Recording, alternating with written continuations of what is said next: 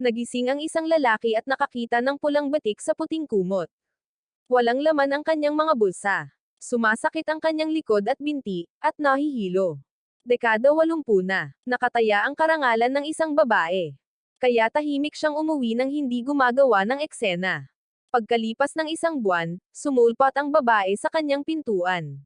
Ang buong pamilya nito, na nag-aalab sa galit, ay handang durugan siya. Bago pa man makapag-react si Lin Ping, tumama sa kanyang mukha ang mabigat at mataba na suntok ni Sauson. Nawalan ng balanse si Lin Pinggan, at tumama ang kanyang ulo sa isang mesa na bato. Nawalan siya ng malay. Samantala, 30 taon na ang lumipas, sa isang ospital sa maliit na bayan, ang matandang si Lin Pinggan ay nakikipaglaban para sa kanyang buhay sa tulong ng isang oxygen tube. Sabi ni Soshon, Lin Pinggan, wala ako sa tabi mo noong gabing iyon. Si Isandaang Bangan iyon, ang paypang babaeng bumisita sa iyo noong nasa ospital ka. Matagal niyang sinubukang ipaliwanag ang isang bagay sa iyo sa pamamagitan ng mga senadoryos. Pero hindi mo maintindihan. Sinabi ko sa iyo na gusto kong kunin ang anak mo, at naniwala ka sa akin. Sinampal mo siya at sinabihan na umalis na siya magpakailanman.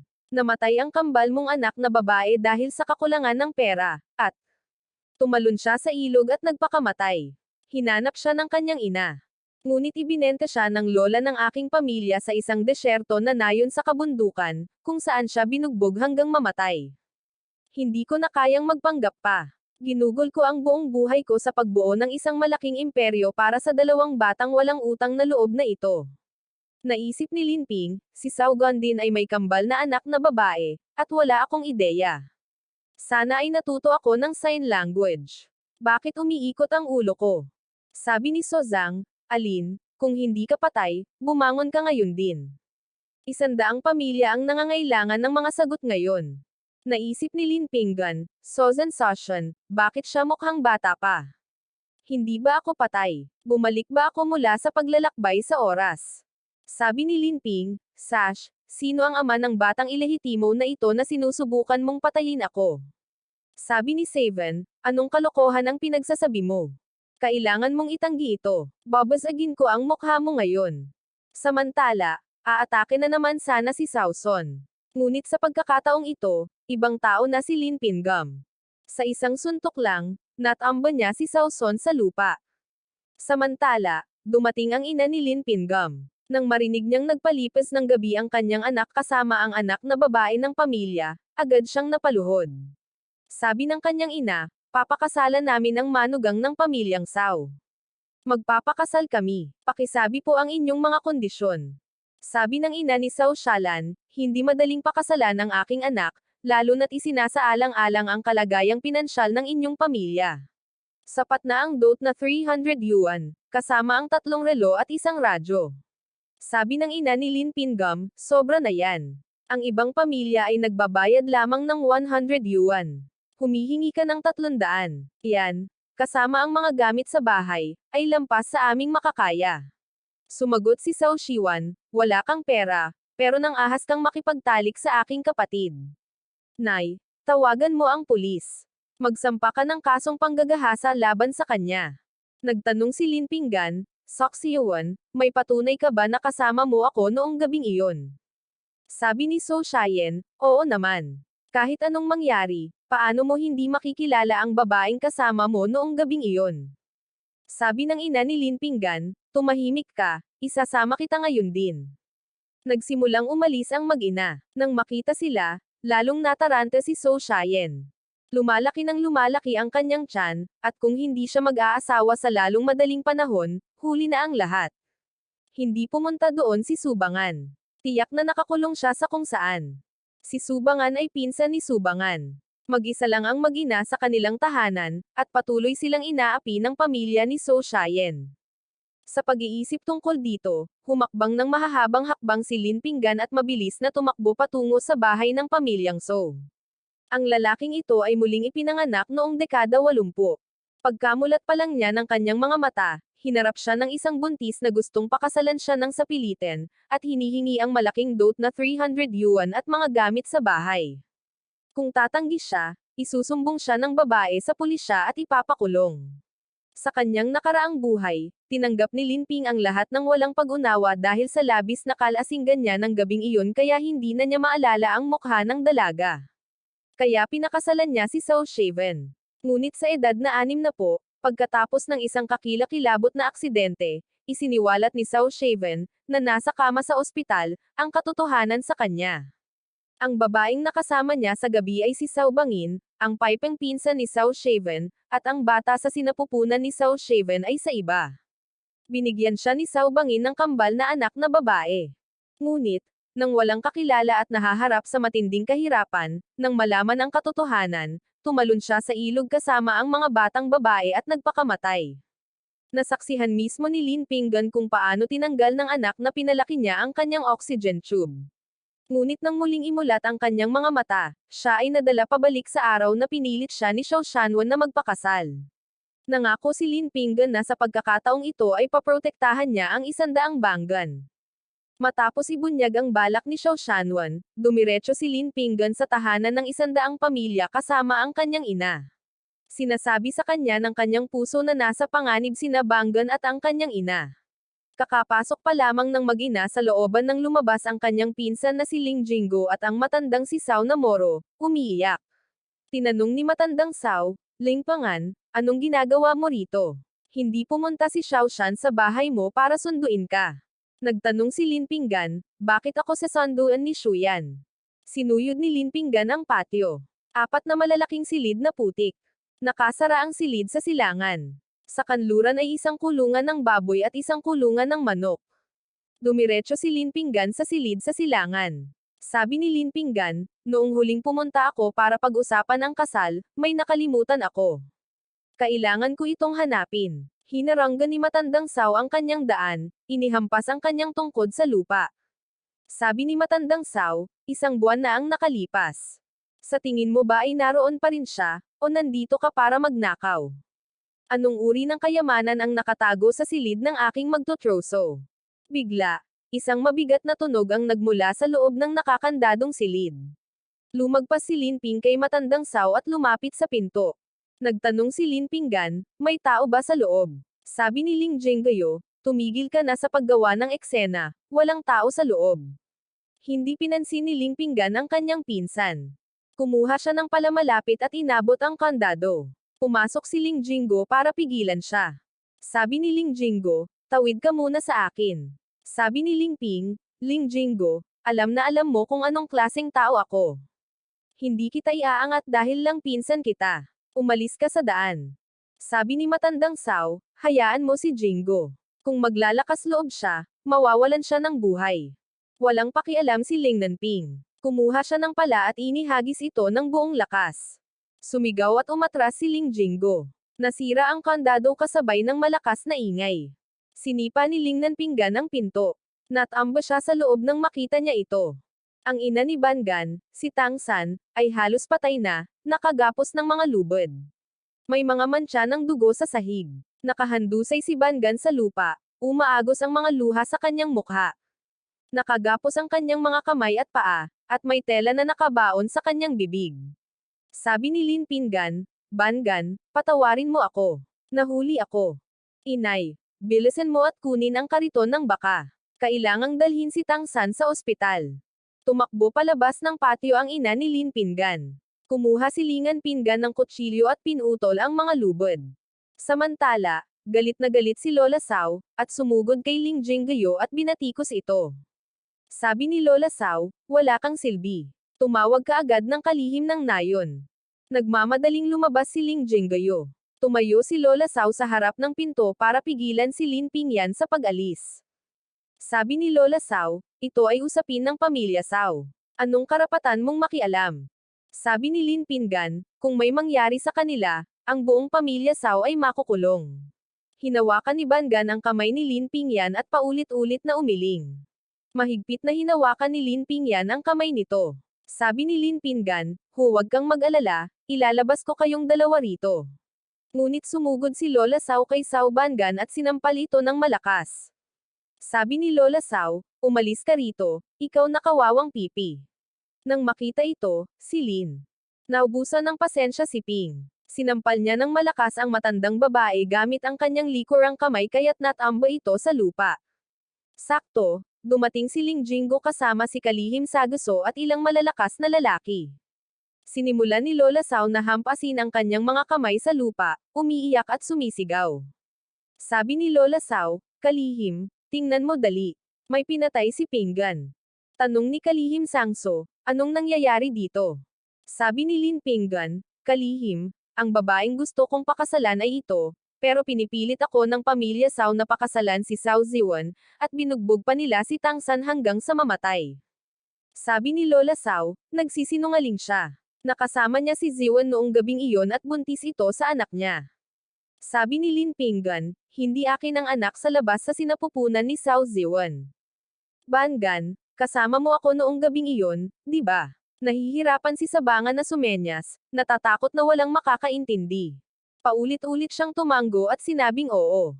Sabi ni Lin Pinggan, Lola Sao, kumuha ka ng 30 yuan para sa pagpapagamot ni Tang Sang, o hintayin mo ang pagdating ng mga pulis.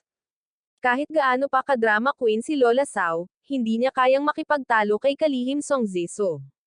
Kung gagawin niya iyon, makulong ang panganay niyang apo. Kaya, nang may mabigat na loob, ibinigay niya ang pera. Samantala, dumating ang ina ni Lin Pinggan dala ang kariton ng kanyang tiyuhin. Binuhat ni Lin Pinggan si Tang Sang at inihiga ito sa kariton. Pagkatapos, nagtungo sila ni Bangan sa ospital. Pinatakbo ng kanyang tiyuhin ang kariton ng buong bilis sa maalikabok at hindi sementadong kalsada. Ang dapat sana'y 30 minuto ay 20 minuto na lang. Sa labas ng emergency room, walang humpay na umiiyak si Bangan. Tinapik ng ina ni Linping ang kanyang likod para aliwin siya. Namumula ang mga mata ni Linping. Sabi ni Linping, paprotektahan kita sa buhay na ito. Walang sino man ang magtataas ng kamay laban sa iyo muli. Ikaw at ang ating mga anak ay palaging magiging masaya. Naghahanda ang doktor na bigyan ng pagsasalin ng dugo ang pasyente. Agad na tumayo ang pipang babae at itinaas ang kanyang manggas. Ngunit pinigilan siya ni Lin Pinggam. Sinabi ni Lin Pinggam, Doktor, huwag mong kunin ang dugo niya. Buntis siya. Kunin mo ang dugo ko. Pareho tayo ng tipo ng dugo. Nabigla ang pipang babae. Tiningnan siya ni Lin Pinggam nang may katiyakan. Nagtaka si So Banggam, paano niya nalaman na buntis ako? Pagkatapos mag-donate ng dugo sa doktor, bumalik si Lin Pinggam. Maya-maya, lumapit sa kanya ang kanyang ina, nag-aalala. Pinggam, sa iyo ba talaga ang sanggol sa sinapupunan ni Banggam? Tumingin si Lin Pinggam sa mga mata ni So Banggam at tumanggo ng seryoso.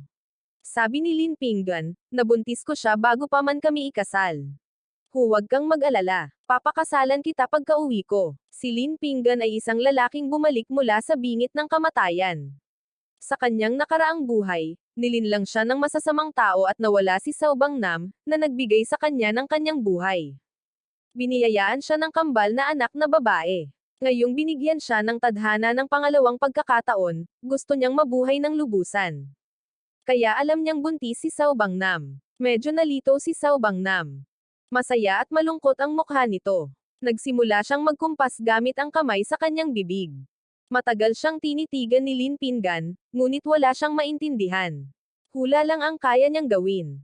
Sabi ni Lin Pingan, huwag kang mag-alala.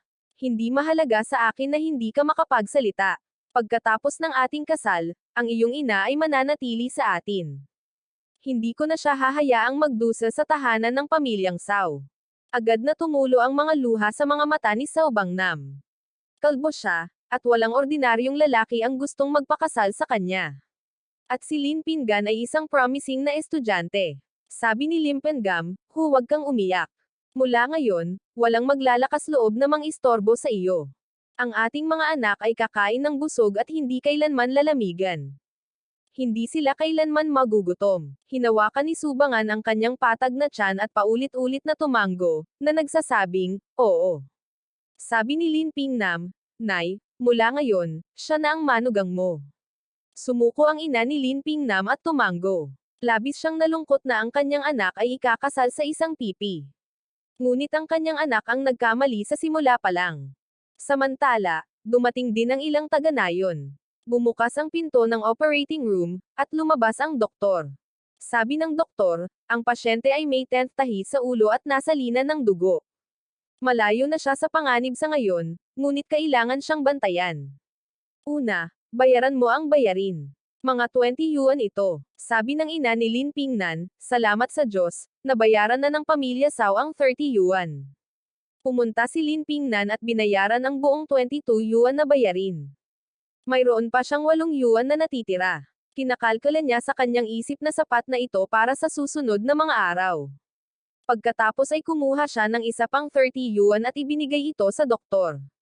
Sabi ni Lin Pinggan, oras na para kumain. Bibili ako ng makakain. Nanghihina na si Banggan. Kailangan niyang kumain ng maayos. Nagmadali siyang lumabas. May mga pwesto sa labas ng ospital. Bumili siya ng 10 meat buns, 2 mangkok ng plain noodles, at 5 sugar buns. 1 yuan and 50 fen lang ang halaga ng lahat ng ito. Napakahalaga ng pera noong mga panahong iyon. Napakaraming mabibili sa napakababang presyo. Sa hinaharap, tataas ng husto ang implasyon. Pag-abot sa kariton ng baka, binigyan niya ang matanda ng 4 na tinapay. Sabi ni Lin Pinggan, Tiyo, hapon na. Kumain ka na po. Tumanggi ang matanda na kunin ang mga ito. Alam niyang hindi mura ang mga puting meat buns na ito. Ngunit nagpumilit si Lin Pinggan at iniabot ang mga ito sa kanya. Tinanggap ng matanda ang mainit na tinapay ng may malaking ngiti. Naisip ng matandang tiyo, ang talino talaga ng batang ito. Sa pagkakataong ito, hindi ko na siya sisingilan para sa biyahe. Dinala ni Lin Pinggan ang pagkain sa silid. Gising pa rin si Tang San. Inilagay ni Lin Pinggan ang mga pansit at tinapay sa mesa. Halika, kumain ka ng mainit, sabi ni Lin Pinggan. Iniabot niya ang mga chopstick kay Sao Bangan at sa kanyang ina. Muling tumulo ang luha nang makita ang pansit. Walang tigil ang kanyang mga kilos.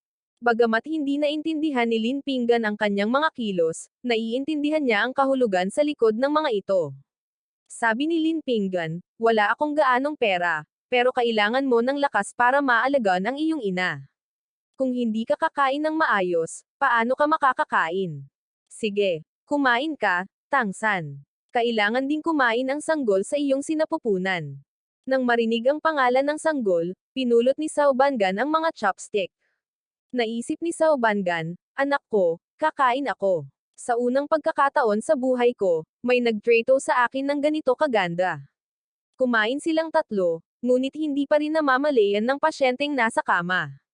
Nagsimulang mag-alala ang ina ni Lin Pinggan. Ako ang nagluluto sa bahay. Kung hindi ako babalik, hindi ko alam kung may makakain ang iyong ama pagbalik niya mula sa pangangaso. Naunawaan ni Lin Pinggan ang pag-aalala ng kanyang ina. Ibinigay niya ang natitirang 8 yuan sa 100 bangan at hiniling dito na bumili ng masarap na pagkain. Pagkatapos ay kinuha niya ang kariton ng baka ng kanyang pangalawang tiyuhin at umalis pa uwi. Pagdating sa pasukan ng nayon, naglabas ang kanyang ina ng 20 fen. Maraming salamat sa iyong abala, pangalawang tiyuhin, sabi niya. Heto, sabi ng pangalawang tiyuhin, hindi na kailangan yan. Binigyan ako ng anak mo ng 3 meat bun. Ngayon lang ako nakakain ng ganito kasarap na meat bun sa buong buhay ko. Nagsimula nang umalis ang pangalawang tiyuhin dala ang kanyang kariton. Ngunit hinabol siya ni Lin Pinggan at inabutan ng 20 yuan. Sabi ni Lin Pinggan, pangalawang tiyuhin, regalo ko ang mga tinapay na yan. Kailangan mong kunin ang perang ito. Napakadelikado ng manugang ng pangalawang tiyuhin at gagawa ng eksena sa lahat ng maliliit na bagay. Kung may gagamit ng kariton ng hindi nagbabayad, gagawa siya ng kaguluhan. Nang makitang ibinababa ng matandang lalaki ang pera, nagmadaling umuwi ang mag-ina. Pagpasok pa lang nila sa looban, ang pangalawang tiyahin, na sumisitsit sa galit, ay sinugod ang ina ni Lin Pinggan. Sabi ng pangalawang tiyahin, hipag, tingnan mo ang kalat ng looban na ito. Nakaupo si nanay sa silid, umiiyak dahil sa oso. Kinagat ng baboy ramo ang braso ni tatay at agad na nangangailangan ng 30 yuan para sa isang emergency operation. Ngunit sinamantala ng lolo ang pagkakataon upang hatiin ang pamilya, ibinigay ang bahay, butil, at lahat ng pera sa pangalawa at pangatlong tiyuhin. Ang pamilya ng panganay na anak na lalaki na may 5 miyembro ay binigyan lamang ng 10 kg ng mais. Sa galit sa kawalan ng katarungang ito, tumakbo ang panganay na anak upang tumalon sa ilog. Sumigaw si matandang Zhang, tulong po. Tumalon na ang pangalawang anak ni Lin sa ilog. May dumating po agad. Nang marinig ang sigaw ni matandang Zhang, nagtakbuhan ang mga taga-nayon sa pampang ng ilog. May ilang mabubuting tao na naghahandang tumalon sa tubig upang iligtas ang bata nang, sa ilalim ng tubig, may hinahanap si Lin Pinggan, habang pinipigilan ang kanyang hininga, sa ilalim ng ilog. Bigla, may lumitaw na ginintuan at may kantab sa gitna ng algae. Agad itong kinuha ni Lin Pinggan at inilagay sa kanyang bulsa. Habang nagsisimula siyang lumangoy patungo sa baybayin, dalawang maliliit na kamay ang mahigpit na humawak sa kanya at hinayla siya pataas. Tumangala si Lin Pinggan. Ito ang kanyang 7 taong gulang na nakababatang kapatid na si Lin Xia. Sabi ni Lin Xia, kapatid, huwag kang mamatay. Huwag kang mamatay. Sabi ni Lin Pinggan, Xiao at kumalma ka. Hindi mamamatay ang kuya mo. Umuwi na tayo. Sa gitna ng gulat na tingin ng mga taga-nayon, umuwi si Lin Pinggan kasama ang kanyang kapatid. Pagdating nila sa pinto, hinaranggan sila ng kanilang pangalawang tiyahin. Alam na alam mo na hindi angkop tirhan ang lumang bahay. Mas mabuti pa sana kung nalunod ka, at makinig ka, kahit na nalunod ka, hati na ang pamilya. Hindi na kayo makakaapak dito muli. Mawawala kayong lahat sa loob ng 1 buwan. Hindi pinansin ni Lin Pinggan ang tsismosang babaeng ito. Ang pagpilit sa pamilya na maghiwalay ang kanyang ideya. Bumalik ang ina ni Lin Pinggan noong isang araw, at sinamantala niya ang drama sa pamilya ni Zhao Zuan para pilitin ang kanilang lolo na maghiwalay. Dahil sa takot sa gastos ng paggamot sa kanilang ama, na nasugatan ng isang baboy ramo, agad na pumayag ang kanilang lolo. Ngayon, ang kanilang ama ay nasa ospital, naghihintay ng paggamot. Pinaupo ni Lin Ping ng komportable ang kanyang kapatid. Kinuha niya ang gintong natagpuan niya sa ilog at lumabas. Sa kanyang nakaraang buhay, isang kapitbahay mula sa nayon na nagngangalang Waning ang lumangoy sa ilog. Natigil siya sa lumot at, hindi sinasadya, ay nakakita ng isang piraso ng ginto sa ilalim ng tubig. Kaya nga naroon talaga ang ginto, naisip ni Lin Pinggan. Para mailigtas ang aking ama, kukunin ko ang swerte mo. Naisip ang kanyang malubhang nasugatan na ama, binilisan ni Lin Pinggan ang kanyang mga hakbang. Narating niya si Count Taton. Pumasok siya sa isang madilim na eskinita at kumatok sa pinto ng huling bahay. Sa kanyang nakaraang buhay, nagdala siya ng ilang mga paninda doon. Ito ay isang lihim na taguan ng black market. Isang boses ang nagmula sa loob. Sino iyon? Ano ang kailangan mo? Sabi ni Lin Ping. Kapatid na Song, ako ay taga-nayon ng Sig-Oshi. Isang lalaki mula sa aking pamilya ang nagpadala sa akin sa iyo. Gusto kong tingnan mo ang isang bagay at sabihin mo sa akin ang presyo nito. Noong panahon ng Aedak, may kaunting kalayaan para sa maliliit na kalakalan, ngunit ang mga ilegal na aktibidad ay mahigpit na binabantayan. Lahat ng malalaking transaksyon ay isinasagawa ng maingat. Bumukas ang pinto, at sumugod si Lin Pinggan. Nagtanong si kapatid na Song, ano ang kasunduan? Ipakita mo sa akin. Kinuha ni Lin Ping ang piraso ng ginto mula sa kanyang bulsa at inilagay ito sa harap niya. Si Brother Song, na may kumikinang na mga mata, ay tumingin sa kanya. Dinampot niya ito at tinimbang sa kanyang kamay. Sabi ni kapatid na Song, kailangan kong siyasatin ng mabuti ang mga paninda bago ako magtakda ng presyo. Pumayag si Lim Pangam. Pumasok si Song sa isa pang silid. Noong mga nakaraang buhay nila, maayos ang pakikitungo sa kanya ni Song. Mapagkakatiwalaan siya. Maya-maya, bumalik si kapatid na Song. Sabi ni kapatid na Song, ang gintong ito ay may bigat na 280 gramo. Sa halagang 10 yuan kada gramo, 2,800 yuan iyon. Gusto mo ba ng cash o voucher? Tuwang-tuwa si Lin Pinggan ngunit nanatiling walang ekspresyon ang kanyang mukha. Sabi ni Lin Pinggan, kapatid na Song, napakababa ng 10 yuan. Ang presyo sa merkado sa labas ay nasa pagitan ng 10 at 12. Sa 10, malulugi ako. Nang makita ang batang nakikipagtawaran sa kabila ng malaking halaga, alam ni kapatid na Song na matalino ang kanyang katransaksyon. Sabi ni kapatid na Song, kapatid, nakikita kong marami kang alam. Wala akong gaanong pera, pero mas marami akong maibibigay na voucher para sa mga damit at butil. At kung gusto mo ng mga voucher para sa industriya, tatanggapin ko rin ang mga iyon. Sabi ni Lin Pinggan, sige, kailangan ko ng 2,800 yuan na pera, kasama ang ilang industrial voucher para sa mga gamit sa bahay. Malaki ang tataas ng halaga ng gintong ito sa hinaharap. Pero sa ngayon, ang pinakamahalaga ay ang may pagamot ang aking ama, makapagpatayo ng bagong bahay, at maibalik si Banggan. Lubhang kailangan ang mga gamit sa bahay. Naisip ni Brother Song, napakatalino talaga ng lalaking ito. Hindi siya madaling sumuko. Habang palabas siya ng eskinita, hindi may tago ni Lin Pinggan ang kanyang ngiti. Dala ang isang plastic bag, pumasok siya sa supply cooperative. Ang una niyang balak ay bumili ng bisikleta para sa pag-commute. Pagpasok pa lang niya, may narinig siyang pamilyar na boses.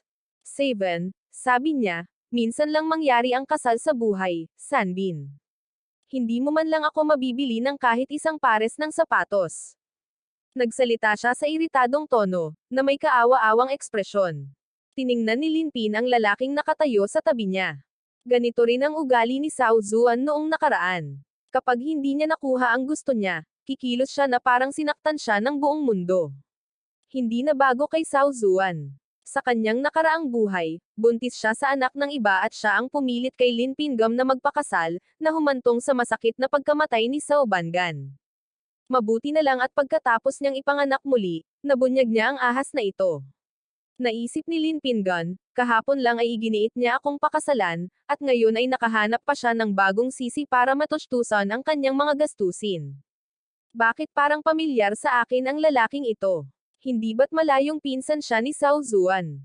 Paano magpapakasal ang dalawang ito?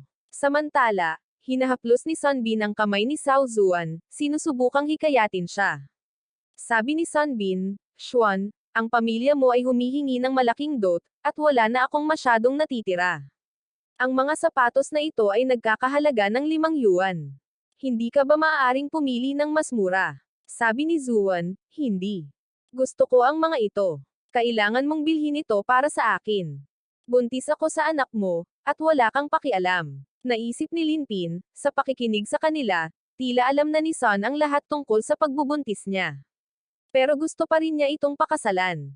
Kaya ibig sabihin niyan ay kanya ang bata, at nagsinungaling siya sa akin, sinasabing pinsan lang niya iyon. Ang tanga ko naman. Naikuyom ni Lin Pinggan ang kanyang mga kamao. Humakbang siya paarap at itinuro ang pulang sapatos na cotton na gusto ni Xu Shaon. Sabi ni Lin Pinggan, Ginang, pakibigyan po ako ng 3 pares ng sapatos na ito. Sabi ni Xu Sharan, Lin Pinggan, anong ginagawa ninyo rito? Humihingi kayo ng 3 pares. Alam nyo ba kung magkano ang halaga ng mga ito? Noong dekada 80, ang isang pares ng sapatos na canvas ay nagkakahalaga ng 5 yuan. Malaking bagay ang humingi ng 3 pares ng sabay-sabay. Ang 5 yuan ay nangangahulugang 40 ktiting ng bigas at 5 ktiting ng baboy. Sapat na pagkain para sa isang pamilyang may 5 miyembro. Kahit ang sakam na si Sao Zuan ay natigilan dito. Alam ng lahat sa nayon na si Lin Pinggan ang pinakamahirap sa lahat. Nakasuot siya ng mga tagpi-tagping damit at may dalang malaking bag. Hindi siya mukhang taong kayang bumili ng 15 yuan. 100 sabi ni Shaolin, Ginang, napakahirap ng pamilya niya. Hindi man lang siya makabili ng 5 yuan. Malayong malayo ang 15. Tanong ng tindera, Kuya, kaya mo ba talagang bumili ng 15 yuan? Sa pagdududa ng tindera, buong kumpiyansa na sumagot si Lin Pinggan. Oo, kailangan ko ng 3 pares, isang size 38 at 2 size 37. Naisip ni Linping na kapareho ng size ng paa ni Banggan ang sa pangalawang kapatid ko. Kasya sa kanya ang size na 37. Nagkukunwari lang siyang may pera talaga. Una, ilabas mo ang pera at ipakita mo. Hindi mo maaaring sayangin ang oras ng babaeng ito, sabi ni Sunbin, habang tinitingnan si Lin Pinggan mula ulo hanggang paa. Ginang, sa tingin mo ba ay 5 yuan ang lahat ng damit na suot niya? Paano siya makakabili ng kahit ano? Kumunat ang noo ng tindera. Sir, sigurado po ba kayong kaya niyong magbayad ng 15 yuan? Kung wala kayong pera, pumunta kayo sa ibang lugar. Hindi po kami mga tindera nandito para pagtawanan. Nanatiling hindi kumukurap ang mukha ni Lin Pinggan. Kumuha siya ng 10 malalaking papel mula sa kanyang bulsa.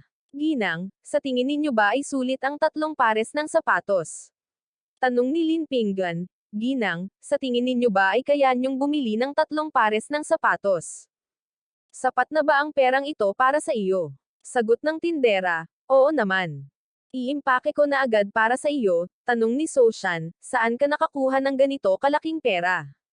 Ninakaw mo ba? Hindi makapaniwala si Soshan na may ganito kalaking pera si Lin Pingam. Nakarating na sa kanyang nayon ang balita tungkol sa paghihiwalay ng pamilya Lin. Lihim siyang natuwa na tumanggi si Lin Pingam na pakasalan siya. Kung hindi, mapipilitan din siyang tumira sa sira-sirang bahay na iyon at kumain ng mga natira. Sabi ni Lin Pingam, paano mo nalaman na ninakaw ko ang pera? Kung hindi mo kayang bumili, huwag kang makialam sa buhay ng iba. Sabi ni Soshan, kung mapili ka, ilabas mo ang pera mo at bumili ka ng kahit ano.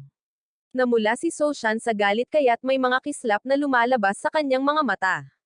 Nang mabanggit ang pera, tumingin siya kay Sunbin at hinawakan ang kamay ni Sunbin, sinusubukang aliwin ito. Sabi ni Soshan, Sunbin, may pera ka para sa kasal, di ba? Habarin mo ang mga iyan at ibili mo ako ng sapatos na ito. Ipakita mo sa kanya na ang aking lalaki ay 1,000,000 beses na mas mahusay kaysa rito. Sabi ni Lin Pingam, Sao Zuan, hindi ba't sinasabi mong akin ang bata sa iyong sinapupunan, na dapat kitang pakasalan anuman ang mangyari, at ngayon ay nahanap mo na ang tunay na ama ng bata. Sinadya itong sabihin ni Lin Pingam ng malakas. Lahat ng nasa tindahan ay lumingon kay Sao Zuan, at ang mga mata ng tindera ay nakatuon sa kanyang tiyan. Sabi ni Sao Zuan, Lin Pingam, sino ang nagsabi sa iyo na pakakasalan kita? Ikakasal ako kay Sunbin. Tumigil ka na sa pagsasalita ng kalokohan. Sabi ni Lin Pingam, kung gayon, hindi ba't pumunta ang iyong ina at ang iyong nakatatandang kapatid sa bahay ko kahapon at pinilit akong pakasalan ka? Nakita ng buong nayon ang palabas na ito. Maitatanggi mo ba ito?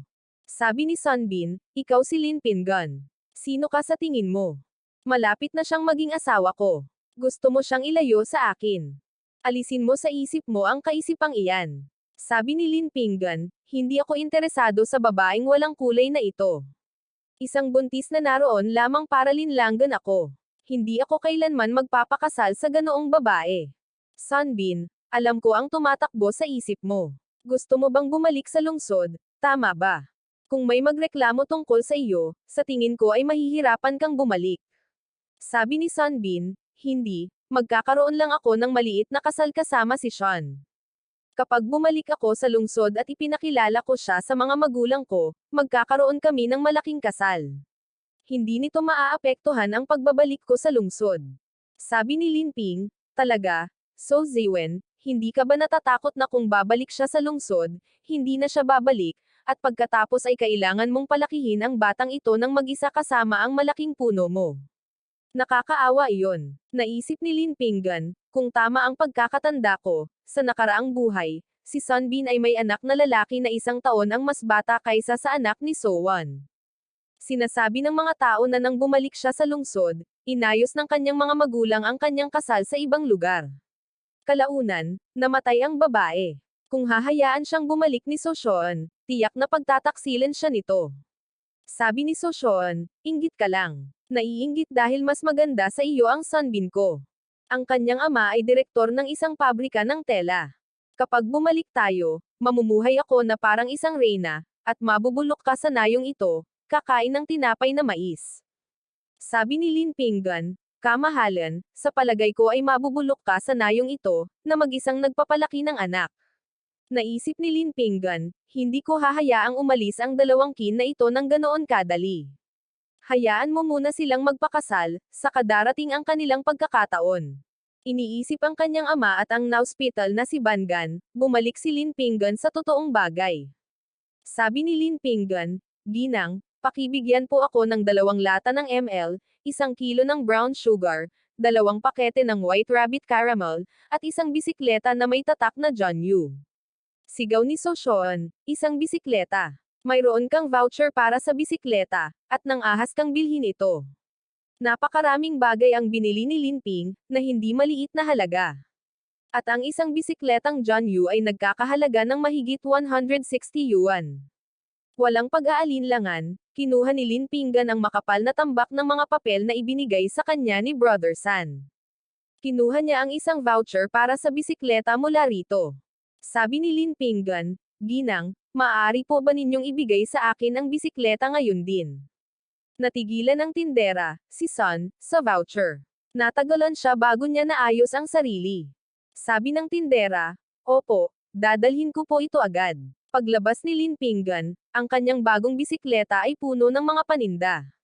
Nanginginig sa galit si Seven at tinitigan si Sun, na kuripot na bumili ng kanyang sapatos na nagkakahalaga ng 5 yuan.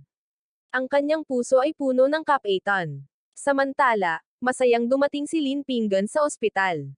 Ngunit nakita niya ang kanyang pangalawang kapatid na umiiyak malapit sa pintuan ng silid. Sabi ni Lin Pinggan, pangalawang kapatid, bakit ka umiiyak? Pinupunasan ng pangalawang kapatid ang kanyang mga luha, at sinabi sa nahihilong boses, hindi pa nababayaran ni nanay ang pagpapagamot ni Papa. Malala na ang kalagayan ni Papa. Malubha ang pinsala ng kanyang braso at kailangan niya ng isa pang operasyon. Sabi ng doktor, kakailanganin niya ng mga gamot na imported, na nagkakahalaga ng 300 yuan. Saan natin kukunin ang perang iyan? Sabi ni Lin Pinggan, may pera ako. Kahit ano pa ang gastos, kailangan lang gumaling si Papa. Umiling ang pangalawang kapatid. Sabi ng pangalawang kapatid, Pinggan, hindi mo na ako kailangang aliwin. Kung wala ng ibang paraan, pakakasalan ko ang hanggal na batang iyon. Sabi ng pangalawang tiyahin, siya na ang magbabayad ng dote. Bibigyan niya ito ng 300 yuan at mga gamit sa bahay. Seryosong inilahad ni Lin Pinggan ang kanyang teorya. Pangalawang kapatid na babae, huwag na huwag mong sasabihing magpapakasal ka sa isang hanggal. May pera ang nakababata mong kapatid, 300 yuan lang naman yan. Kumuha si Lin Pinggan ng makapal na piraso ng perang papel at iniabot ito sa kanyang pangalawang kapatid na babae. Sabi ni Lin Pinggan, kunin mo itong 400 yuan. Bayaran mo ang operasyon ni Papa at ibili mo siya ng masustansyang pagkain kasama ng iba. Nakatayo roon ang pangalawang kapatid na babae, gulat na gulat, hawak ang pera. Hindi siya makapaniwala sa kanyang nakita. Nagtanong ang pangalawang kapatid na babae, Pinggan, saan ka nakakuha ng ganito kalaking pera? Narinig ng ina ni Lin Ping ang kanilang pag-uusap mula sa loob at agad na lumabas. Nang makita ang napakaraming pera sa kamay ng kanyang anak, nataranta siya at hinayla silang dalawa sa isang sulok. Maingat siyang tumingin sa paligid at hininaan ang kanyang boses. Sabi ng ina, Pinggan, saan mo nakuha ang perang ito? Wala ka namang ginagawang masama, di ba? Kapag nahuli ka, diretso kang makulong. Para maiwasan ang pagkairita sa kanila, bumulong si Lin Pinggan sa kanyang ina at kapatid na ibinenta niya ang gintong natagpuan niya sa ilog. Sabi ng kanyang ina, hindi kay susumbong ng mga black marketer. Pero kung may makakaalam, makulong ka. Ilegal ang palihim na pagbebenta ng ginto. Kung mahuhuli ka, ikukulong ka nila. Sabi ni Lin Pinggan, huwag kang mag-alala. Mas takot sa atin ang mga black marketer kaysa sa pag-uulat natin sa kanila. At kung titingnan ang ating sitwasyon, ang pagpapagaling sa kamay ni Papa ang pinakamahalaga, at ang perang ito ay darating sa tamang panahon. Maliban na lang kung may magsabi, walang makakaalam. Walang ibang dapat makaalam tungkol dito. Pangalawa, ate, bayaran mo ang operasyon, at ako ang papasok at titingnan si Papa. Sabi ng kanyang ina, nagkamalay na ang papa mo. Tumanggo si Lin Pinggan at hindi nakalimutang kunin ang mga dala niya. Nang makakita ang kanyang ina ng napakaraming gamit, muli siyang nag-alala. Nagtanong si nanay, saan mo nakuha ang lahat ng ito? Binili mo ba ito gamit ang perang iyan? Bakit hindi ka matutong mag-ipon? Kailangan ng tatay mo ng pera, at kakailanganin din niya ng pera para sa kasal mo. Sabi ni Lin Pinggan, Nay, nasugatan si tatay. Kailangan niya ng masarap na pagkain. At ngayon, may pera na tayo. May kabuoang 400 yuan. Kung magbabayad tayo ng 300 sa ospital, makakatipid tayo ng 100 yuan. Nagising ang tatay ni Lin Pinggan. Nang makitang papasok ang kanyang asawa at anak, gumalaw ang kanyang maputlang labi. Sabi ni tatay, Tijan, magpaliwanag ka sa nanay mo. Huwag mo akong oprahan. Wala na itong braso. Walang saysay ang pag-aaksaya ng napakaraming pera dito. Mabubuhay ako gamit ang isang braso. Maaring hindi kita mapapangasawa, pero sa sandaling gumaling ako, magsisimula na akong magtrabaho sa bukid. Sabi ni Lin Pinggan, Tay, nasugatan ka sa pagliligtas sa mga anak ng mga tulisang iyon. Kaya bakit hindi kanila binibigyan ng pera? At bukod pa riyan, hinati niya ang pamilya at hindi na pinansin ang bagay na iyon. Uuwi ako at hihingi ng pera sa kanya. Walang pakialam si Lolo kung mabuhay ka o mamatay. Ang ama ni Lin Pingam, na nakatali ang mga kamay sa mga splint na kahoy, ay nabalisa habang nagsasalita at sinubukang bumangon sa kama. Lumapit ang kanyang ina upang pigilan siya. Anong problema mo? Gusto mo bang lumala pa ang iyong kalagayan? Humiga ka lang ng tahimik sa kama. Hindi pera ang mahalaga sa iyo. Si Pinang nag-ayos ng pera para sa iyong operasyon. Ang isa pang anak na babae ay umalis na para magbayad. Sabi ni Lin Pin, nagsasabi ng totoo si inay. Huwag kang mag-alala tungkol sa pera, ama. Lilipat tayo sa isang bagong bahay kapag nakalabas ka na sa ospital. Sabi ni ama, Pingan, maaaring mawalan ako ng isang kamay, ngunit hindi ka maaaring masangkot sa anumang bagay na mali. Ikaw ang pag-asa ng pamilyang ito. Nagtrabaho ka ng husto upang makapasok sa universidad. Hindi mo maaaring sirain ang lahat. Sabi ni Lin Pin, Ama, huwag mong pansinin ang sinasabi ng aking kuya. Hindi ako magpapatayo ng bahay para sa kahit anong pamilya. Nakaipon ng pera sina Dali at ang aking nakatatandang tiyuhin. Sabi ni tatay, ibalik mo sa kanila ang pera para sa operasyon. Hindi namin gagawin iyon. Ang perang ito ay para sa iyong universidad at kasal. Lumubog ang puso ni Lin Pinggan. Gusto niya talagang kunin ang lahat ng pera at ipakita ito sa kanila. Ngunit may ibang tao sa paligid. Sabi ni Lin Pinggan, Tay, kung hindi mo mapapagaling ang iyong puso, hindi ako papasok sa universidad o magpapakasal hanggat hindi ka lubusang gumagaling. Bilang isang anak, hindi ako kailanman mabubuhay ng mapayapa. Ang ama ni Lin Pinggan, na pinahahalagahan ang edukasyon ng kanyang anak higit sa lahat, ay tumigil sa mga salitang ito. Ang iba pa sa silid ay tumingin din sa kanya ng may paghanga. Pinangarap kong mamatay, sabi ng isang lalaki. Kaibigan ko, ang iyong anak. Bueno, matapat siya. Dapat mong ipagawa ang operasyon. Kung hindi, pagsisisihan niya ito habang buhay. Sabi ng isang babae, tama ka, binata. Nakikita kong napakabuti mong tao. Kung wala ka talagang pera, maaari kitang pahiram. Ang babaeng nagsalita ay mga 40 taong gulang. Maputi ang kanyang kutis at walang magaspang na kamay. Malinaw na galing siya sa lungsod. Kung nag-aalok man siya ng pautang, malinaw na hindi siya nagkukulang ng pera. Sabi ni Lin Pinggan, salamat, tiya. Hindi ko ito kailangan ngayon.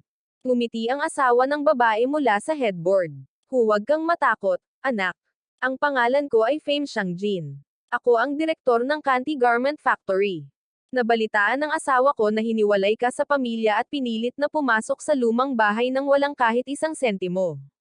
Nalaman din niya na natanggap ka sa pinakamahusay na universidad at napakamasunurin mo. Gustong-gusto kang tulungan ng asawa ko. Nakatitig si Lin Pinggan sa lalaking nasa katanghaliang gulang na nakatayo sa tabi ng kama. Sabi ni Lin Pinggan, ikaw si Fang Xiangjun, direktor ng Count Garment Factory. Sabi ni Fang Xiangjun, anak, kilala mo ba ako? Kung kailangan mo ng pera, sabihin mo lang kay tiya. Wala kaming gaanong pera dito. Pero hindi naman malaking bagay ang 300 o 500 yuan.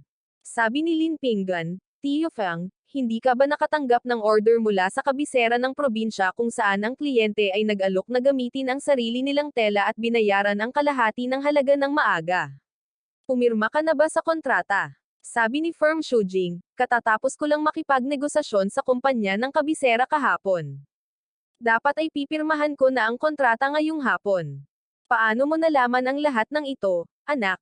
Sabi ni Lin Ping, Tiyo Fang, huwag mo akong tanungin kung paano ko nalaman.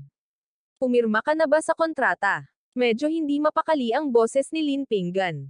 Kung pumirma siya sa kontrata, malamang ay maraming gulo ang mangyayari. Nagteorya si Fang Xiangjin at tiningnan si Lin Pingam ng may pagkadismaya.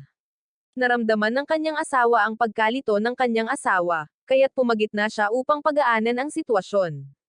Tita, sabi niya, sa totoo lang, dapat sana ay pipirma kami ngayon. Pero dahil nadapa ako at nasaktan ang aking binti, dinala niya ako sa ospital. Kaya napagpasyahan naming pumirma bukas. Sabi ni Lin Ping, mabuti, hindi pa ito napipirmahan. Tiyo Fang, hindi mo maaaring pirmahan ang kontratang ito. Ang kumpanya ng kapital ay malapit ng malugi. Wala silang pera para bilhin ang mga damit na gagawin mo. Ayon sa mga ulat, isinangla ni Fang Liangyu ang kanyang bahay at ang kanyang pabrika ng damit para sa order na ito. Ngunit ang kumpanya ng kapital ay malapit ng malugi at hindi na makabayad. Hindi na nakayanan ng kanyang asawa ang pagkabigla at namatay sa atake sa puso. Pagkatapos ay sinunog niya ang lahat. Nasunog ang pabrika araw at gabi, at siya at ang lahat ng damit ay naging abo. Sabi ni Feng Xiangjing, imposible iyon. Nagtrabaho ng husto ang aking nakababatang kapatid para makuha ang pakikipagsosyo na ito. Huwag kang masyadong mag-alala, pag-aari niya ang kalahati ng mga bahagi ng pabrika. Kung talagang malugi ang kumpanya, siya rin ang magdurusa sa mga kahihinatnan. May isa pang bagay na naalala si Lin Pinggan. Hindi sana kinailangang isasangla ni Feng Liangyo ang kanyang bahay at pabrika kung hindi tinapos ng kanyang nakababatang kapatid ang pakikipagsosyo at hiniling ang kalahati ng mga bahagi ng pabrika. Dahil wala ng ibang pagpipilian, isinangla niya ang kanyang bahay. Pagkamatay ni Feng Liangyo, nagbukas ang kanyang nakababatang kapatid ng isang bagong pabrika ng damit at namuhay ng marangya. Sabi ni Lin Pinggan, Tiyo, maniwala ka man o hindi, magpadala ka ng isang tao para imbestigahan ang sitwasyon sa pananalapi ng kumpanya. Pagkatapos ay magiging malinaw ang lahat. Hindi ba? Nang makita ang kaseryosohan ni Lin Ping, nawala sa isip si Fen Xiangjun. Sabi ni Tia, makinig ka, tama ang binata na ito. Kamakailan lang ay pinag-uusapan ng iyong nakababatang kapatid ang pagtatapos ng pakikipagsosyo, at bigla siyang dumating dala ang utos na ito. Magpadala ka ng isang tao sa kabisera at alamin. Kung may magkamali, hindi na makakabangon ang aming pabrika. Ang kalahati ng tela ay nagkakahalaga ng 15,000 yuan. Ito ang pinaghirapan kong ipon sa buong buhay ko. Kung mawala namin ito, hindi na ako makakabangon. Sinabi ni Fo Shamji, magpapadala ako ng isang tao sa kabisera upang mag-imbestiga. Kung ang sinasabi mo ay totoo at mailigtas mo ang aming pabrika, magpapasalamat ako sa iyo habang buhay. Ngunit kung sakaling lumabas na sinadya mo akong nilinlang, hindi kita kailanman papahiram ng pera. Walang pakialam si Lin Pinggan. Binalaan niya sila ng may mabuting intensyon. Kung maniwala sila sa kanya o hindi ay problema nila. Tungkol naman sa utang. Tungkol naman sa pera, hindi na niya ito kailangan. Ngayon ay napansin niya ang asawa ni Feng Yangjun na nakatingin sa kanya. Anong kalokohan ang pinagsasabi mo? Sabi ng tiyahin. Binalaan ka ng batang ito ng may mabuting intensyon. Binibini, huwag kang makinig sa kanya. Kung kailangan mo ng pera, sabihin mo sa tiyahin mo. Ngumiti si Lin Pinggan at umiling, at pinaalis siya. Kinuha niya ang sapatos na binili niya. Sabi ni Lin Pinggan, Nay, pangalawang kapatid, para sa iyo ito. Subukan mo. Sabi ng ina, Pinggan, napakamahal ng mga sapatos na ito. Ang isang pares ay nagkakahalaga ng 5 yuan. Nagsuot lang ako ng ganitong sapatos noong araw ng kasal ko. Napakamahal ng sapatos, at bumili ka ng 3 pares. Ibalik mo na. May sapatos na tayo. Sabi ni Lin Pinggan, Nay, nakasale ang mga sapatos na ito. Hindi na maibabalik ang mga ito. Luma na ang mga luma mong sapatos. Panahon na para sa mga bago. Nakita ng ina ni Lin Pinggan ang pananabik sa mga mata ng kanyang anak, dahil wala ng paraan para maibalik ang mga ito. Kaya kinuha niya ang sapatos at ibinigay sa kanyang anak. Sabi ng ina, ilagay mo ang 2 pares at isuot mo ng salaitan. Ingatan mo. Sabi ng isa pang kapatid, 1 pares lang ang gusto ko, tanga. 2 ang ibibigay ko sa iyo, at hindi mo kukunin. Ano pa ang gusto mo? Sa pilitang inilagay ng ina ni Lin Pinggan ang mga sapatos sa mga kamay ng kanyang anak, habang pinapanood ang mga ito na dumadaan. Nagalit si Lin Pinggan nang makita niyang nag-aalangan pa rin ang kanyang ina. Pumagitan siya. Sabi ni Lin Pinggan, Nay, kung ibibigay mo ang sapatos ko sa isa pang kapatid, hindi ka kasya sa kanya. Size 38 ang sapatos niya. Sabi ng isa pang kapatid, oo naman. Size 37 ako. Sabi ng ina, pero Nay, binili ito ng anak mo para sa iyo.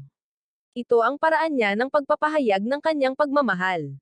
Sa wakas, sumuko na ang ina ni Lin Pinggan. Kumuha si Lin Pinggan ng brown sugar, malt extract, dilat ang pagkain, at kung ano pa man na binili niya mula sa kanyang bulsa at inilagay ang mga ito sa mesa. Sabi ni Lin Pingan, Ama, Kuya, nasaktan ka. Kumain ka ng mabuti, huwag kang mahiya. Kapag gumaling ka na, kikita tayo ng sama-sama. Napansin ng pangalawang kapatid na babae ang isa pang pares ng pulang sapatos na gawa sa bulak sa bag. Sabi ng pangalawang kapatid na babae, Pingan, hindi ka nagsasayang ng oras. Iniisip mo na ang magiging asawa mo. Ibigay mo na sa kanya agad. Talagang gangster si Bangan, pero napakabait niyang babae. Milyon-milyong beses siyang mas magaling kaysa kay Sao Zuan. Sabi ni Lin Ping, sige, ibibigay ko muna sa kanya. Babalik ako agad. Umakyat siya sa unang palapag at itinulak ang pinto ng kwarto. Nakatitig sa kanya ang madilim at maliwanag na mga mata ni Bangan. Nang makita si Tang San na may malay sa kama, lumapit siya para tanungin ang kalagayan nito. Sabi ni Lin Pingan, Tia, kumusta na ang pakiramdam mo ngayon? Sabi ni Tang Sang, Pingan, nandito ka na. Pakasalan mo na ang anak ko sa lalong madaling panahon. Gusto ng lola niya na pakasalan niya ang isang gago. Sabi ni Lin Pingan, huwag kang mag-alala, tita. Naparito ako para pag-usapan ang kasal ko kay Bam. Humihingi ako ng paumanhin sa sakit na idinulot ko sa kanya. Papakasalan ko siya ng may malaking karangyan at pagpapasikat. Sabi ni Tang San, maaring hindi makapagsalita ang anak ko, pero hindi siya matandang babae. Marunong siyang magtrabaho sa bukid. Marunong siyang manahi. Alam niya ang lahat. Alam kong edukado ka. Ang pagpapakasal sa kanya ay magpapababa sa iyong katayuan. Hindi kami naniniwala sa dot. Gusto lang namin na tretuhin mo siya ng maayos. Umiiyak si Sao Bangan sa malapit at gumagawa ng mga senadoryos. Ngunit hindi maintindihan ni Lin Pingan. Sabi ni Lin Pingan, Tita, hindi ko hahayaang mangyari iyon. Isang magandang kapalaran ang mapang-asawa si Bangan. Ang dot ay 300 yuan, kasama ang mga gamit sa bahay.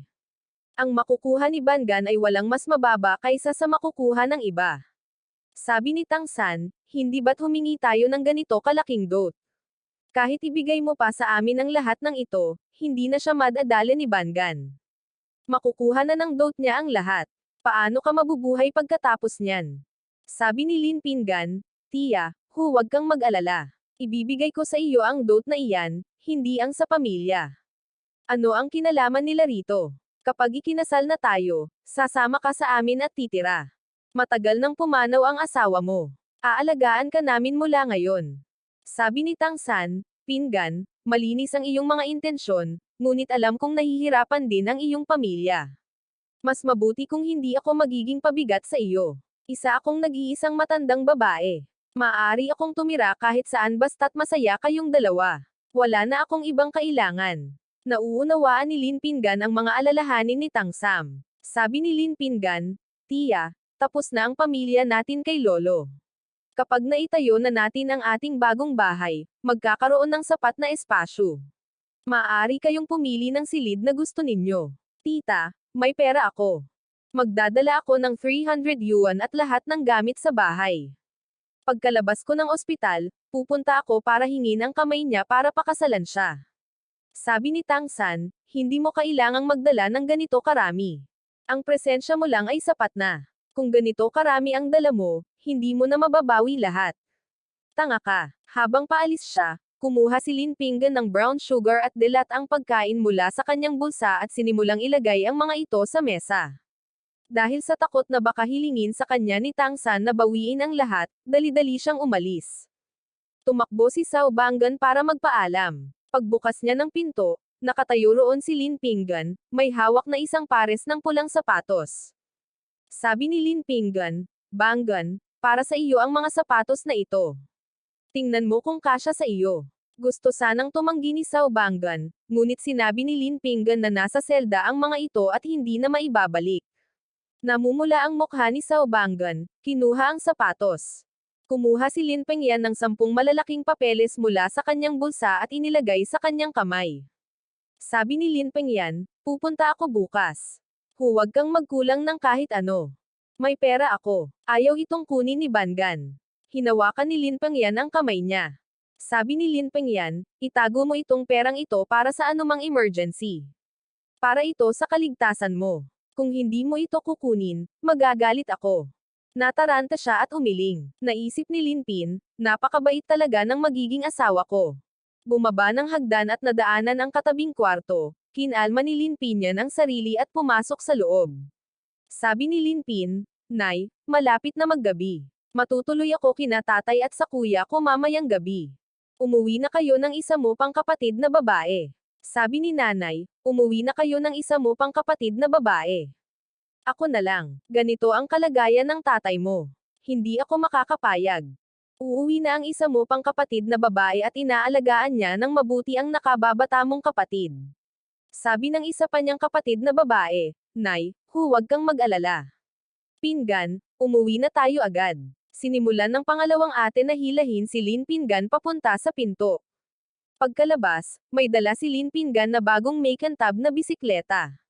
Sabi ni Lin Pinggan, umupo ka, ihahatid na kita pa uwi. Tanong ni second sister, Pinggan, saan galing itong bisikleta? Ibalik mo agad sa kung sino man ang may-ari nito. Sabi ni Lin Pinggan, second sister, ako ang bumili. Umupo ka, hihintayin tayo ni Shoan sa bahay. Hindi ito biro. Nang makita ito, sumakay si second sister sa bisikleta. Pagdaan sa isang food stall, bumili si Lin Pinggan ng 10 meat buns. Kadalasan, 3 ganitong kalaking buns ang sapat para mabusog ang kanyang tiyan. Sabi ni Lin Pinggan, kung uuwi ng gabi, hindi ko na kailangang magluto. Tanong ni second sister, Pinggan, makakakain ba talaga tayo ng meat buns? Sabi ni Lin Pinggan, second sister, mula ngayon, pare-pareho na lang ang kakainin natin araw-araw hanggang sa magsawa ka na sa meat buns. Sabi ni second sister, huwag mo akong biruin. Alam mo ba ang sitwasyon natin? Mabuti sana kung nagtipid ka. Nang pareho silang nagbisikleta pa uwi, sumabog ang galit ni Lin Pinggan sa pinangyarihan. Sumisigaw sa sakit si Lin Zia sa looban, habang pinipisil ng pangalawang tiyahin ang kanyang mga tainga at isinumpa siya. Sabi ng pangalawang tiyahin, walang hiya ka, pinadalhan kita ng mga bulate para pakainin ang mga manok, at ganito lang karami ang dala mo, at bukod pa riyan, nagtatalo ka pa. Ang pagkakawatak-watak ng pamilya ay hindi nangangahulugang hindi mo na kailangang magtrabaho. Bahay ko ito. Kung mananatili ka rito, kailangan mong magtrabaho, ikaw na parasito. Samantala, komportableng kumakain sa mesa sina lolo at ang pangalawang tiyuhin, nang hindi man lang sumusulyap. Tumakbo si Linpin pababa ng kanyang bisikleta at itinulak ang pangalawang tiyahin. Sabi ni Lin Pinggan, sino ang parasito rito? Komportable kayong kumakain at binubugbog ang kapatid ko. Hinati na natin ang lupa. Bawat isa ay may kanya-kanyang ginagawa. Hindi pa nga sapat ang mga bulate na nahanap ni Lin Zia para sa ating mga manok. Hindi ninyo alipin ang pamilya ko. Natamba sa lupa ang pangalawang tiya na may malakas na suntok. Tinitigan niya si Lin Pinggan ng may galit na mga mata. Sa looban, inihampas ng lolo ni Lin ang kanyang mga chopsticks sa mesa. Sabi ni lolo, anong ginagawa mo? Hindi ka man lang ba nahihiya sa nangyari ngayon? Pinalaki ba ng pamilya Lin ang ganitong klaseng bata? Napasinghap si matandang Lin sa galit. Sabi ni lolo, pangalawang tiyo. Galit na tinitigan ng pangalawang tiyo ni Lin ang kanyang pamangkin. Tinitigan siya ni Lin Pinggan at mariing sinabi. Sabi ni Lin Pinggan, Lolo, kung gusto mong igalang kita, dapat ka munang kumilos na parang isang matanda. Nakita mo ang pangalawang tiya na binubugbog ang kapatid ko. Si Shuan ay sumisigaw sa sakit.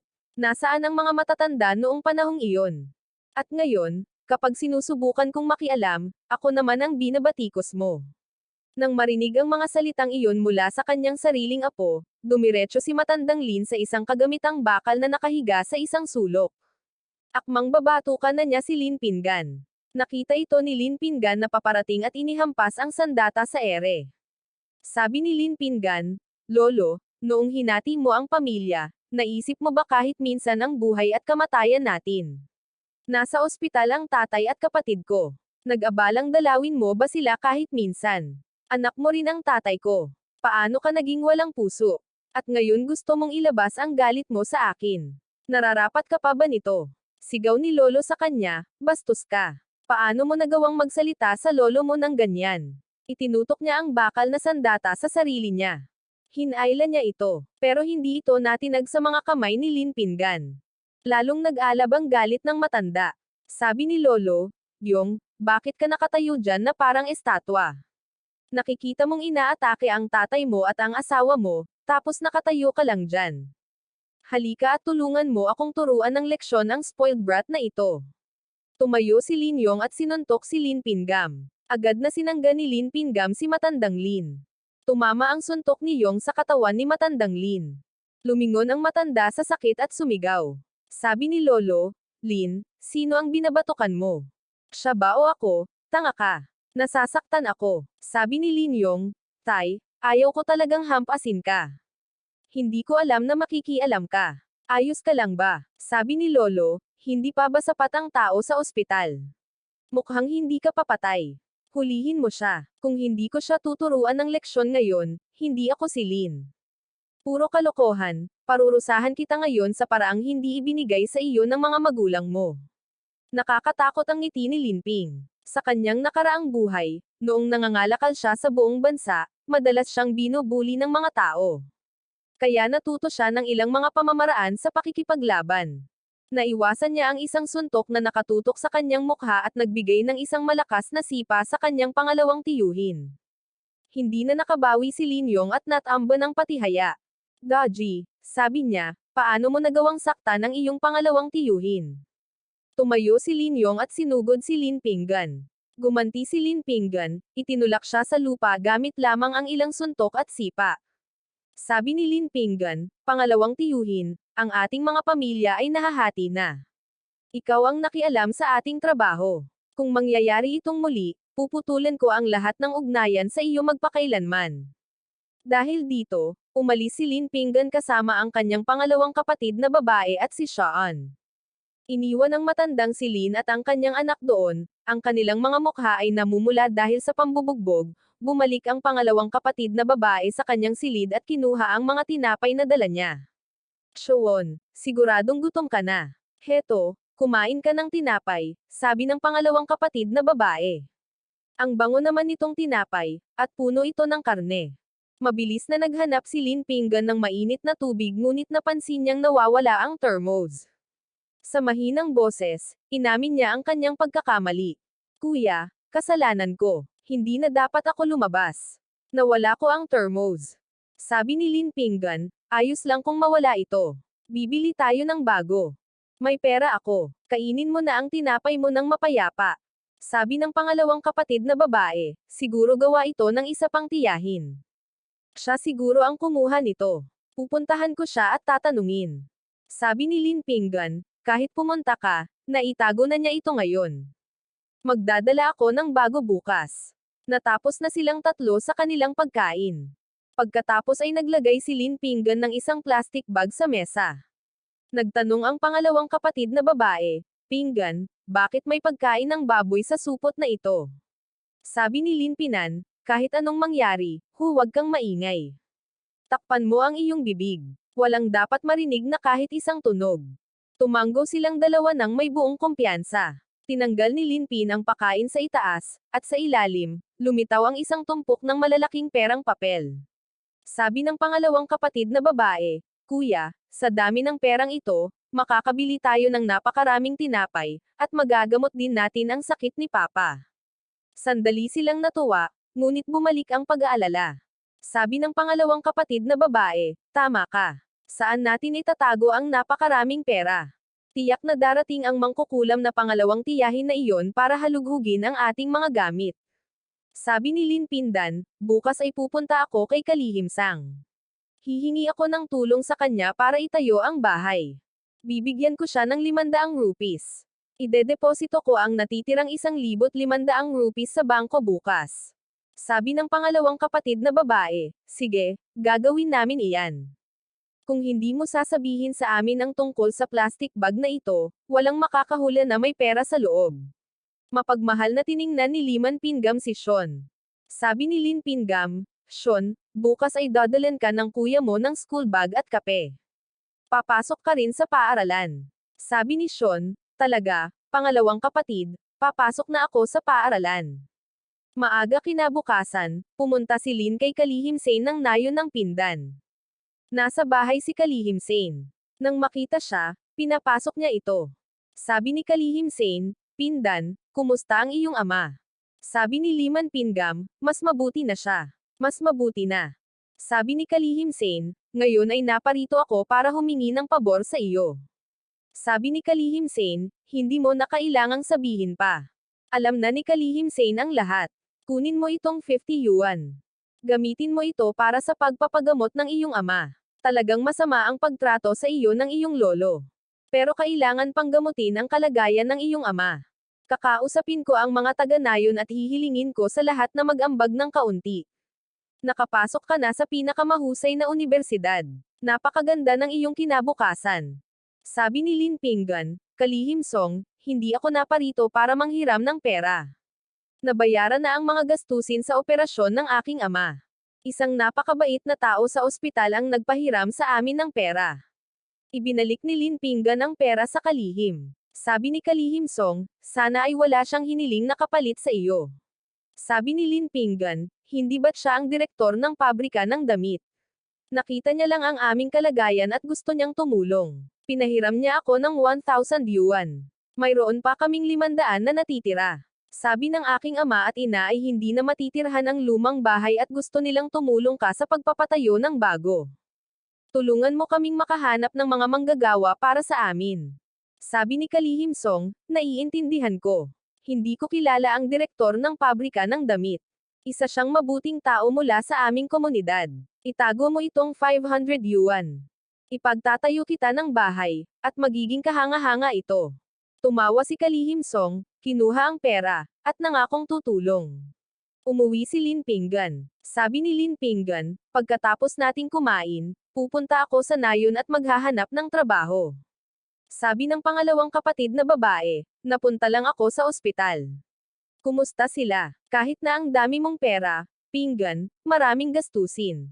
Kailangan nating kumita ng mas maraming pera, at mabilis. Sabi ni Lin Pinggan, ate, sumama ka sa akin ngayon. Kikita tayo ng maraming pera. Sabi ng pangalawang kapatid na babae, sabihin mo sa akin kung ano ang gagawin. Hanggat hindi ito ilegal, gagawin namin. Inilabas ni Lin Pinggan ang materyal na dati niyang ginamit sa paggawa ng mga detonator sa pangingisda. Hiniling niya sa kanyang ate at nakababatang kapatid na lalaki na kumuha ng lambat pangingisda at kariton mula sa isang kapitbahay, at nang handa na ang lahat, nagtungo silang tatlo sa ilog. Bamulong ang pangalawang tiyuhin, walang hiya ka. Bakit hindi na lang kayo mamatay sa labas ng bahay para hindi na kayo makabalik? Galit na pinagmasdan sila ng lalaki na paalis.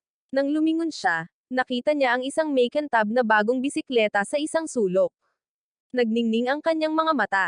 Nagtaka ang pangalawang tiyuhin, saan nanggaling ang bagay na ito? Ninakaw kaya ito ni Lin Pinggan? Saan siya kukuha ng pera para makabili ng bisikleta? Pupunta ako sa istasyon ng pulis ngayon din para mabulok siya sa kulungan. Dapat maghanda ang batang walang hiya para sa kulungan.